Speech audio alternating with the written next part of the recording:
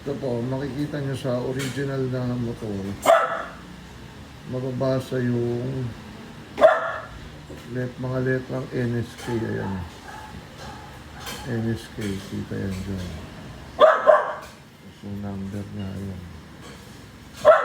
Kaya kitang-kita yung NSK. Yan yung original na bearing. Ibig sabihin, original yung motor mo. Ito, ayan. Pati yung ibabaw niya, makikita mo rin. Pulidong-pulido ang pagkaka-print. Tas yung kulay ng ano niya, top cover niya, maganda yung pagka-silver niya. Ito, ganito ang original ng motor. Na denso talaga. Kasi nagkalat ang mga peke yan. Ito peke, may kasama pang tuwerta. Pag original, walang tuwerta yung pinibenta nila. Ginagamit yung lumang tuwerta. Ayan o, original, wala talagang kasamang tuwerta. Ito, makikita mo rito, yung tatak ng bearing niya, hindi mo makikita ang NSK.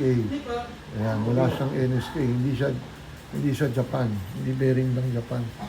Tapos, makikita mo yung quality ng takip ng motor. Ayan siya. Madilaw siya. Yung pagka-silver niya, madilaw. Ayan. Yan po. Hindi po yan original, fake po yan. Pero makikita nyo, may tatak na denso. Pero pag kinumpara mo sa totoong denso, makikita mo yan. Tingnan mo yung print ng totoong denso. Ayan. Ang layo, di ba? Yan. Yan. Isang tip yan ngayon. Sa mga motor, kailangan makikita nyo ito, peke po ito. Gumagana din naman siya, pero minsan nagpapalusot kasi yung mga nagbebenta, sinasabing original. Umaandar din naman po. Kaya pag nagtitipid kayo, or pambenta yung kotse nyo, pwede talaga yung peke. Umaandar naman yan eh. Ito, original, pag talagang gagamitin mo pa. At itong motor na to, gamit to karaniwan ng Toyota Vios 2003 hanggang 2006 na 1.5.